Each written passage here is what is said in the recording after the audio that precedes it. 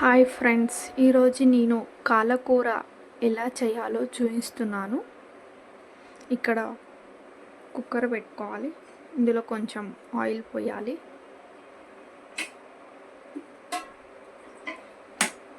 ఈ కప్పుతోటి 5 కప్పుల ఆయిల్ పోస్తున్నామండి. కొంచెం నాన్ వెజ్ కర్రీ కదా, కొంచెం ఆయిల్ ఎక్కువనే ఉండాలి.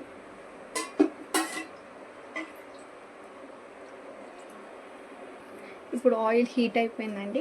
ఇక్కడ నేను 2 బిర్యానీ ఆకులు అండ్ ఇది గోజువార్ ఆకు అంటారండి, అండ్ సాజీరా కొద్దిగా,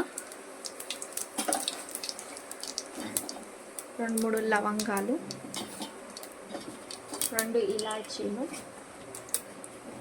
కొద్దిగా చెక్క, ఇవన్నీ వేసాక ఆనియన్స్ 2 గడ్డలు కట్ చేసి పెట్టానండి.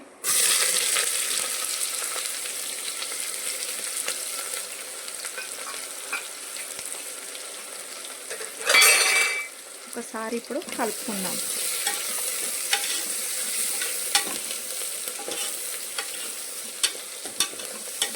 ఇలా ఒకసారి కలిపినాక ఇందులో కొద్దిగా ఉప్పు వేద్దాం.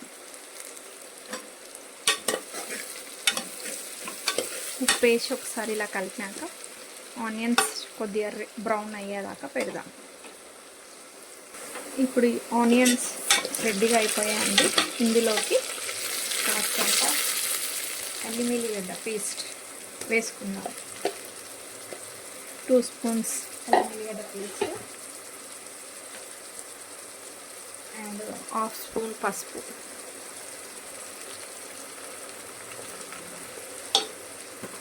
ఇప్పుడు ఒకసారి ఇలా కలిపేసుకుందాం. కలిపేసుకున్న తర్వాత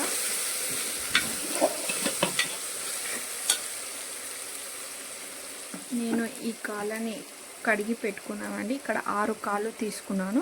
ఇవి వాష్ చేసి పెట్టినాను. ఇవి ఇప్పుడు ఇందులో వేసేద్దాం.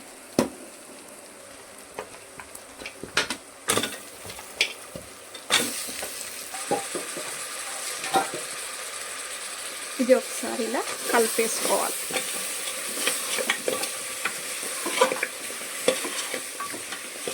తీసుకొని ఇది ఒక 2 మినిట్స్ మళ్ళా మూత పెడితే కొంచెం స్మెల్ అనేది పోతుందండి. ఇప్పుడు 2 మినిట్స్ అయిపోయిందండి. మూత తీసి చూద్దాం. ఒకసారి మళ్ళీ కలిపేద్దాం, ఎందుకంటే అడుగు అంటుతుందండి. అందుకని ఒకసారి ఇలా కలిపేద్దాం. ఇందులో ఒక 3 స్పూన్స్ కారం వేసుకున్నామండి. ఇంతకుముందు కొద్దిగానే ఉప్పు వేసాం కానీ ఇప్పుడు కొంచెం ఎక్కువ వేద్దాం. సరిపోయినంత ఉప్పు వేసుకున్నాం. ఇది ఒకసారి ఇలా కలిపేసాం.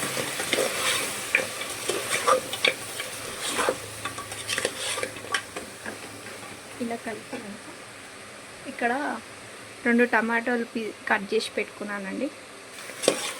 ఇలా కలిపేసుకొని ఒక 5 నిమిషాలు మూత పెడదామండి. టమాటా మంచిగా ఉడికినాక మనం చింతపండు అనేది పోసుకుందాం.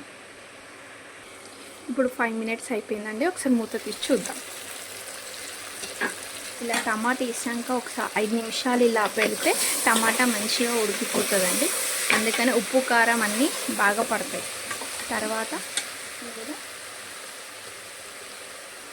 చింతపండు రసం అండి. ఇది ఒక 25 గ్రామ్స్ నానబెట్టాను. దీన్ని రసం తీసి పెట్టాను. ఇందులో పోసేసి ఒకసారి ఇందులోకి ఇంకా కొన్ని వాటర్ పడతాయండి. ఎందుకంటే కాళ్ళు కదా, మినిమం ఒక 10 విజిల్స్ అన్న రావాలి. కాబట్టి వాటర్ ఇంకా పోస్తాం. ఇప్పుడు నేను వాటర్ పోసుకున్నానండి. ఒకసారి ఇలా కలిపేసుకుంటాను. ఇంత లైట్. ఇప్పుడు ఇందులో మసాలాలు వేసుకుందామండి. కారం వేసుకున్నాం కదండి ఆల్రెడీ, అందుకని సగం garam masala powder and 2 table spoons ధనియాల పొడి, కొద్దిగంత మిరియాల పొడి అండి. ఇందులో 2 టేబుల్ స్పూన్స్ కొబ్బరి వేసుకుందామండి. కొత్తిమీర పుదీనా వేసేసుకోవాలి. వేసుకున్న తర్వాత ఒక్కసారి ఇలా కలిపేసుకొని మూత పెట్టేసుకుందాం.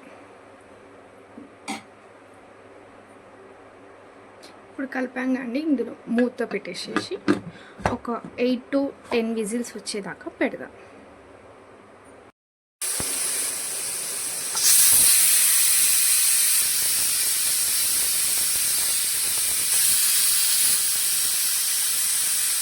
ఇప్పుడు మొత్తానికి 8 విజిల్స్ అయిపోయినాయండి. మూత తీసి చూద్దాం.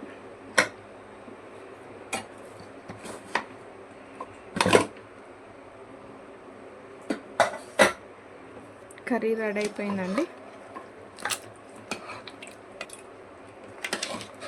ఇప్పుడు ఒక బౌల్లోకి తీసేసుకుందాం.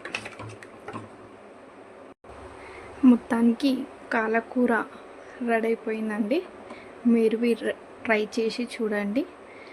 నచ్చితే లైక్ చేయండి, షేర్ చేయండి. Thank you.